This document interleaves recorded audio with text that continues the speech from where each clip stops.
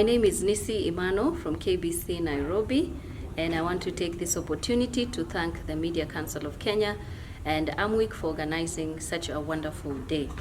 I have learned a lot of things, learning new things, relearning others, and unlearning in this field of journalism. So especially during this electioneering period, and reporting in electioneering period will be very different for me because now I'm going to be a little bit more careful with some of the things that I put on my own social media pages, and also just some of the things that I put out as stories that will be going out to other people. Also, the other thing is peace begins with me, security begins with me.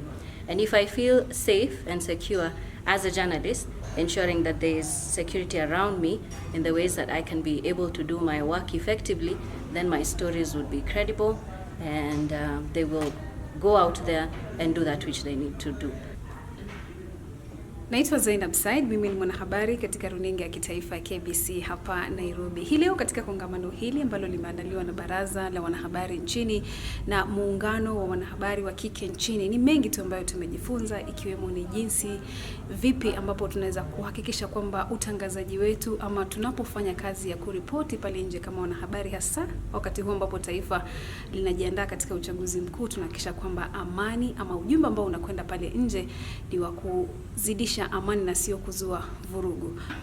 Ni matumai kwamba warsha kama hizi zitazidi kuandaliwa kadri tunavyosongea katika uchaguzi mkuu, na pia sisi kama wanahabari tutaweza kutilia maadili maanani. Na ni jukumu letu sisi kama wanahabari kuhakikisha kwamba ujumbe ambao tunautoa pale nje ni ujumbe ambao utazidi kudumisha amani taifa linapojiandaa kwa uchaguzi mkuu wa Agosti tarehe 9. Hi, my name is Rally Agabo. A host at Sema Radio. Sema Radio is an audio-visual radio, meaning we do all our programs online. Today, I got an opportunity to attend a training on election coverage, courtesy of AMWIK and the MCK. I really appreciate because being, coming from Nairobi County, this is like a big opportunity for me, and being a first time journalist to cover election, it's a big opportunity for me.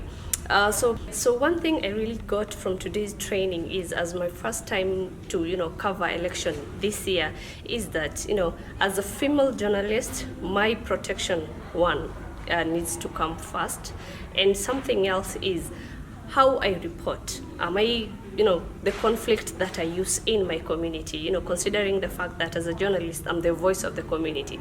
Am I putting out a bad conflict or a good conflict? And if there's any conflict that I identify out there in my community, is there a solution to it? As a journalist, what kind of solution am I offering? The language that I take to report out there.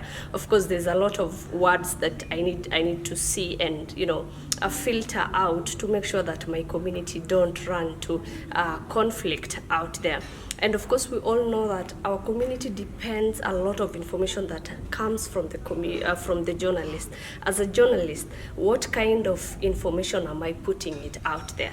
Is it fact? Can it be justified? Have I researched much on it for me to just put it out there and to make sure that my community get the right information? One thing that really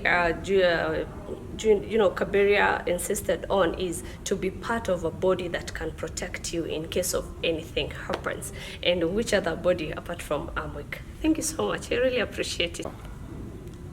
So thank you so much. My name is Thomas Were. I am a Kenyan journalist. I work for a media platform called Habari Kibra. This is a media house that is based in Kibera slums in Nairobi County. As a journalist, I've covered elections like in 2007, 2013 and 2017. And in those many years, I never had this skills that I could be able to report responsibly. And especially like in an area like in Kibra, which is a slum, it was a bit challenging in terms of like how to even just map in terms of security, safety of the journalist.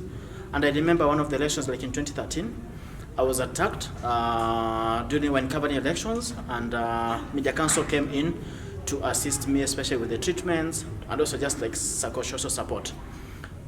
Basically, like from that experiences, it's been a learning lesson even just as a journalist, and working with other young journalists in the slum.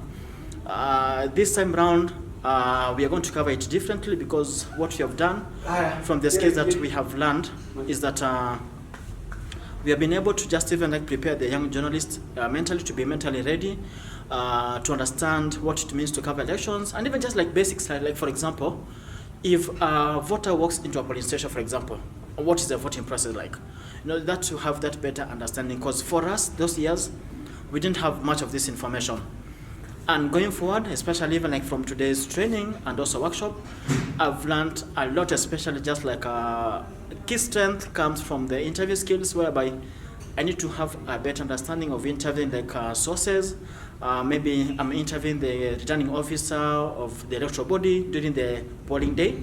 I need to have a better understanding how to tailor my questions. And even just for the political aspirants in different positions, I need to also to have that better understanding, how to prepare, how to do research in advance. And lastly, also just to understand how can also be report in a responsible way as a journalist. Like I need to give a fair chance to all the aspirants, not just interviewing like male only, and not leaving women aside. I need to understand that through the code of ethics from the Media Council, as my Bible will guide me to be able to report responsibly.